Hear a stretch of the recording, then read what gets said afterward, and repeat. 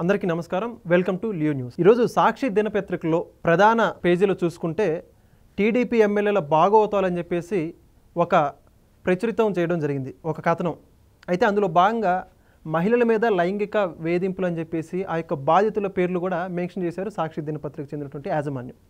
సాధారణంగా మనం ఎక్కడైనా చూస్తుంటాం, బాధితుల పేర్లు ఇలాంటి విషయాలు ఎక్కడో కూడా బయటికి రాకుండా సంబంధిత దినపత్రికలు కావచ్చు, సంబంధిత యాజమాన్యం కూడా చాలా తగు జాగ్రత్తలు తీసుకుంటారు. కానీ సాక్షి దినపత్రికలు మాత్రం అది కరువైపోయింది. ఎందుకు? మరి ఇదే అంశానికి సంబంధించి మరిన్ని విషయాలు తెలుసుకోవడానికి మనతో ఉన్నారు ప్రముఖ రాజకీయ విశ్లేషకులు రాయేష్ అప్సాని గారు. సార్ నమస్కారం అండి. నమస్కారం సార్. ఎక్కడైనా ఆంధ్రప్రదేశ్ ఎక్కడ దేశవ్యాప్తంగా ఎక్కడ చూసుకున్నా కూడా మహిళలకు సంబంధించినటువంటి కావచ్చు లేదా అత్యంత గోప్యతమైన విషయాలకు సంబంధించి ఇట్లాంటి లైంగిక బాధింపులు, వేధింపులు వీటన్నిటి కూడా ఎక్కడా కూడా ప్రచురితం చేయరు. కానీ సాక్షి దినపత్రికలకు మాత్రం అన్నిటికీ విరుద్ధంగా వాళ్ళ పూర్తి వివరాలతో సహా ఎమ్మెల్యేల వ్యక్తిత్వ హన్నాను కూడా కించపరిచే విధంగా ఈరోజు ఒక దినపత్రికలో వాళ్ళ ఈ విధంగా ప్రచురితం చేయడం జరిగింది. ఈ అంశానికి సంబంధించి మీ అభిప్రాయం ఉంటారు? అంటే వాస్తవంగా తెలుగుదేశం పార్టీ తమ రాజకీయ ప్రత్యర్థి కాబట్టి, తెలుగుదేశం పార్టీ శాసనసభను లక్ష్యంగా చేసుకుంటున్నారు కాబట్టి, ఈ లక్ష్యంగా చేసుకొని వాళ్ళ వ్యక్తిత్వానికి పాల్పడాలి కాబట్టి ఈ పాల్పడే ప్రాసెస్లో వాళ్ళు ఏం చేస్తున్నారంటే సాక్షి కానీ వైసీపీ పార్టీ కానీ, సాక్షి యాజమాన్యం వైసీపీ పార్టీ వేరువేరు కాదు. వైసీపీ పార్టీ అధినేతగా ఉన్న జగన్మోహన్ రెడ్డి కుటుంబ యాజమాన్యంలో ఉన్నదే సాక్షి పత్రిక. ఆయన పొలిటికల్ ఎజెండా కోసమే ఆ పత్రిక నడుస్తూ ఉంది.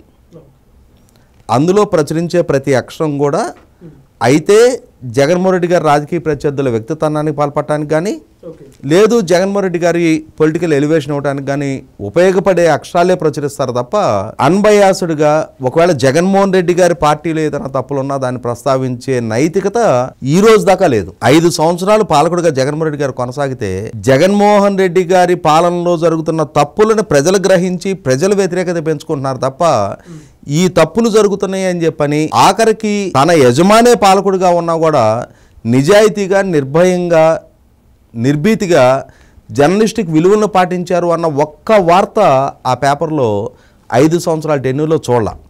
కాబట్టే ప్రభుత్వాన్ని, అధికారాన్ని అడ్డం పెట్టుకొని తనకు ఆర్థిక ప్రయోజనాలు చేకూర్చుకున్న పత్రిక, వందలాది కోట్ల రూపాయలు మిగిలిన పత్రికలకి భిన్నంగా సాక్షికి మాత్రమే యాడ్ రెవెన్యూ కట్టబెట్టిన పత్రిక, లక్షలాది వాలంటీర్లకి, ప్రభుత్వ కార్యాలయాలకి బలవంతాన ప్రభుత్వ ధనంతో సబ్స్క్రిప్షన్ పెంచుకోబడ్డ పత్రిక, వందలాది మంది ఆ పత్రిక సిబ్బందికి AP fibre net, digital corporation లాంటి ప్రభుత్వ కార్పొరేషన్ల ద్వారా జీతాలు చెల్లింపబడ్డ పత్రిక.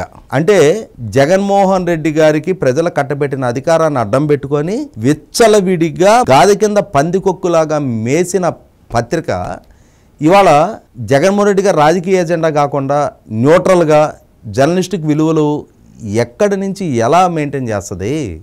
కాబట్టి తెలుగుదేశం శాసనసభ్యుల్ని లక్ష్యంగా చేసుకుంది. ఆ లక్ష్యంగా చేసుకునే ప్రాసెస్లో ఒకనాడు తాను పాలకుడుగా దిశ యాక్టు, దిశ యాప్, దిశ పోలీస్ స్టేషన్ అని చెప్పని చేసిన హంగామాకి, ప్రచార ఆర్భాటానికి భిన్నంగా ఈరోజు కొంతమంది శాసనసభ్యులు లైంగిక వేధింపులకు పాల్పడుతున్నట్టుగా ఆరోపణ చేస్తూ ఉన్నారు. ఆ శాసనసభ్యుల కారణంగా కొంతమంది మహిళలు బాధితులుగా మారుతున్నారని చెప్పని ఆరోపణ చేస్తూ ఉన్నారు. ఈ చేసే ప్రాసెస్ లో కొన్ని ప్రమాణాలు పాటించాలి, కొంత గోప్యత పాటించాలి అనే నైతికతని మర్చిపోయి ఒకనాడు తనే తీసుకొచ్చిన దిశ యాక్టు, దిశ యాప్లకి భిన్నంగా ఇవాళ పలానా ఎమ్మెల్యేకి పలానా మహిళతో అక్రమ సంబంధం ఉంది అనేది లోకం మొత్తానికి తెలిసిందే. ఆ తెలిసిన నేపథ్యంలో ఆ సమాచారం నేను ఎమ్మెల్యే దృష్టికి తీసుకొచ్చాను అని చెప్పని నన్ను ఎమ్మెల్యే ఇవాళ బాధ్యురాలుగా మారుస్తున్నారు అని చెప్పని, నేను ఆవేదనతో ఆత్మహత్యా ప్రయత్నం చేస్తున్నాను అని చెప్పని ఒక మహిళ వాంగ్మూలం ఇచ్చింది అని చెప్పని. అంటే ఏంటి ఇక్కడ?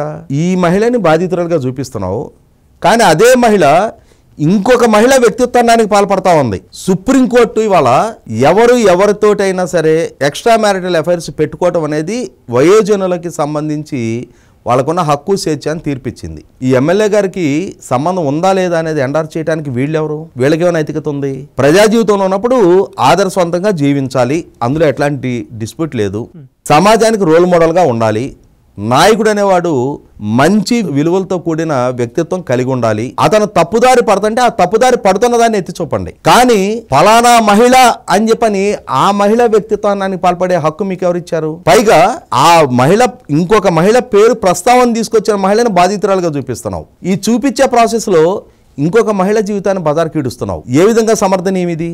అలాగే ఆముదాల వలసకు సంబంధించి అక్కడ శాసనసభ్యుడు వ్యక్తిత్వాన్ని పాల్పడుతూ ఉన్నావు. అక్కడ కేజీబీవీ స్కూల్స్లో అక్కడ ప్రిన్సిపాల్ మీద విచారణ జరుగుతుంది అని చెప్పని, ఉన్నతాధికారులు ఆమె తప్పులు ఎత్తి చూపిస్తున్నారు అని చెప్పని, దానికి ఎమ్మెల్యే ఆమె మీద లైంగిక వేధింపులకు పాల్పడుతున్నట్టుగా చిత్రీకరిస్తూ ఉన్నావు.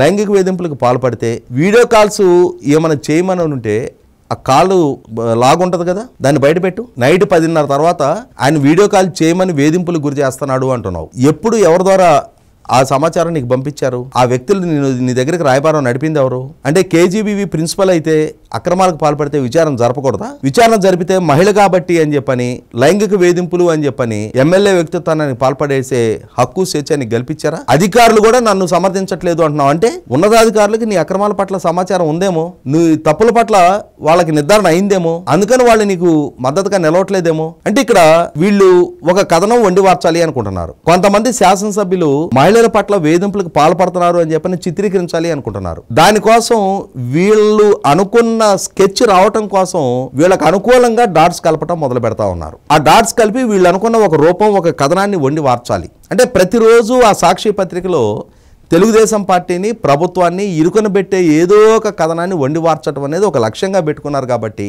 ఆ లక్ష్యం కోసమే 5 సంవత్సరాల వాళ్ళ పాలనా హయాంలో వందలాది కోట్ల రూపాయలు ఆ పత్రిక దోచిపెట్టారు. కాబట్టి కానీ వాళ్ళ ఆ యాజమాన్యం ఆ పత్రిక ద్వారా ఈ విధమైన కథనాలు వండివారుస్తున్న ఈ సోకాల్డ్ వ్యక్తులు కూడా ఆలోచించుకోవాల్సింది ఏంటి అంటే, 5 సంవత్సరాల జగన్మోహన్ రెడ్డి పాలనా హయాంలో కూడా ఈ విధమైన కథనాలే వండివార్చారు. నారాసుర రక్త చరిత్ర అని చెప్పని రాశారు. సిఏఏ కన్వెన్షన్లో లోకేష్ 25 లక్షల రూపాయలు స్నాక్స్ తినేశాడు అన్నారు. అగ్రిగోల్డ్ భూములు మొత్తం వీళ్ళు కొట్టేశారు అని చెప్పని రకరకాల కథనాలు సంవత్సరాల తరబడి వండి వార్చారు. కానీ అంతిమంగా ప్రజలు వీటిని పరిగణలోకి తీసుకోవాలా. మీ పత్రిక నైజం ఇదే అని చెప్పని ప్రజలకు ఒక స్పష్టత ఉంది. కాబట్టి ఇవాళ అధికారం కోల్పోయిన వెంటనే లక్షలాదిగా మీ సర్క్యులేషన్ పడిపోయింది. మంది సొమ్ముతోటి అడ్డగోలుగా మీ పత్రికకి మేపిన అధికారం మీ నుంచి దూరం జరగగానే ఇవాళ లక్షలాదిగా మీ సర్క్యులేషన్ పడిపోయింది. ప్రజల్లో మీ ఆదరణ ఏంటి అనేది ఈ రోజున్న సర్క్యులేషన్ మీకు నిర్ధారణ. ఆ రోజు బలవంతంగా ప్రజల సొమ్ముతోటి అంటగట్టారు. ఇవాళ ఏ మిరపకాయ బజ్జీల షాపులో చూసినా పొత్తులుగా ఇవాళ కంటికి కనపడేవి మీ పేపర్లే, సర్క్యులేట్ అవ్వకుండా రిటర్న్ వచ్చిన మీ పేపర్లే, బ్రాండ్ న్యూ పేపర్లు కనిపిస్తాయి మనకి పొట్లాలు కట్టుకోవడానికి. ప్రజల్లో మీకున్న ఆదరణ, మీ స్థాయి అది. అయినా మేము రిలీజ్ కాము, మా వ్యవహార శైలి మేము చక్కదిద్దుకోము, మేము ఇలాగే రోజుకొక శాసనసభ్యుడినో, రోజుకొక అధికారినో, రోజుకొక స్కాండల్ పేరుతో ప్రభుత్వం మీద దుమ్మెత్తి పోయటమే లక్ష్యంగా మేము పనిచేస్తాం. వీటి కారకంగానే జగన్మోహన్ రెడ్డి గారికి ప్రజల్లో క్రెడిబిలిటీ మేము పెంచుతాము అనుకుంటే, ప్రజలు ప్రభుత్వ పాలన తమ జీవితాల మీద ఏ స్థాయి ప్రభావితం చూపిందన్న ప్రాతిపదికగా ఒక పార్టీని, ఒక ప్రభుత్వాన్ని ఆదరించటమా, తిరస్కరించటమా అని చెప్పి నిర్ణయం చేస్తారు. మీరు ఎంత ఎలివేషన్ ఇచ్చే ప్రయత్నం చేసినా 2019 నాడు మీ వెనక నడిచిన ప్రజలు 2024 నాడు మిమ్మల్ని తిరస్కరించారు. ఇవాళ ఎన్డీఏ కూటమి ఆ పాలన ప్రజలకి అనుకూలంగా ఉందా, వ్యతిరేకంగా ఉందన్న ప్రాతిపదికగా రేపు ప్రజలు నిర్ణయం చేస్తారు తప్ప మీ ప్రచారాలు, మీ ప్రచురణల ప్రాతిపదికగా ప్రజలు నిర్ణయం చెయ్యరు అనేది 2024 జూన్ 4నే నిర్ధారణ అయింది. ప్రజలకు ఒక స్పష్టత ఉంది, కానీ ఏ స్పష్టత లేని మీకే. Thank you sir. నమస్కారం. Please subscribe to Leo News for more videos.